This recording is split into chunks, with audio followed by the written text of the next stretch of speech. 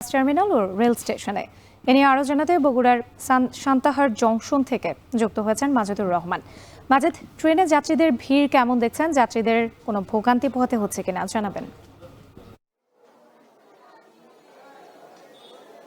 রাত্রি ঈদুল ফিতরের দীর্ঘ ছুটির পরে কিন্তু কালকে প্রথম অফিস হতে যাচ্ছে।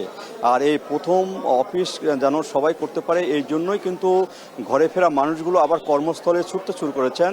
এই কারণে বিভিন্ন যে রেল স্টেশন থেকে আরম্ভ করে স্থলপথে কিন্তু যে বাস টার্মিনালগুলোতে ভিড় দেখা যাচ্ছে। আমি যেখানটি রয়েছি সেটি হলো একটি জংশন, সান্তাহার রেল স্টেশনের যে জংশন, সেই স্টেশন, এই জংশনের উপর দিয়ে কিন্তু উত্তর অঞ্চলে প্রায় 40 জোড়া ট্রেন কিন্তু প্রতিদিন যাতায়াত করে। অর্থাৎ এখানে প্রায় 50 থেকে 80 হাজার লোকের কিন্তু যাতায়াতের যে মিলনস্থল সেটি কিন্তু এই জংশনে, এই সান্তাহার রেল স্টেশনের জংশনে।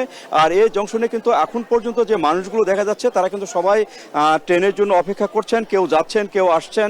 এইভাবে কিন্তু সবসময় বা 24 ঘন্টায় কিন্তু একটি কর্মমুখর এবং যে স্থানটিতে সবাই কিন্তু এখানে ভিড় করছেন।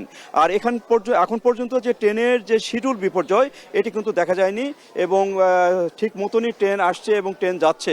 সেক্ষেত্রে এখানকার যাত্রীরা যেটি বলছেন যে এবারে ট্রেনের যে যাত্রাটা সেটি কিন্তু অনেকটা নির্বিঘ্ন হচ্ছে এবং যারা একটু ঝুঁকি ঝামেলা এড়িয়ে যারা কর্মস্থলে ফিরতে চান, বিশেষ করে রাজধানী সহ বিভিন্ন যে বিভাগীয় শহর জেলা শহরে ফিরতে চান তারা কিন্তু ট্রেনকে বেছে নেন এবং এই ট্রেনের যে টিকিট সেটি কিন্তু তারা অনলাইনে কাটতে পারছেন।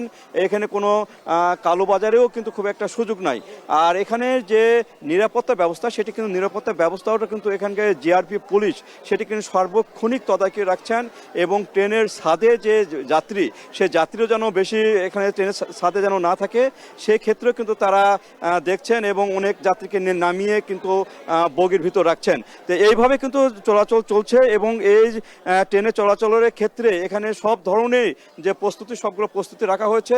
তবে এখন পর্যন্ত এই ট্রেনের যে জংশন সেই জংশনে যে যারা কর্মরত সবগুলো কর্মচারীকে কিন্তু এখন পর্যন্ত দেখা যায়নি। এখানে এই বিষয়টিও নিশ্চিত করা দরকার বলে এখানে মনে করছেন সাধারণ যে যাত্রী তারা।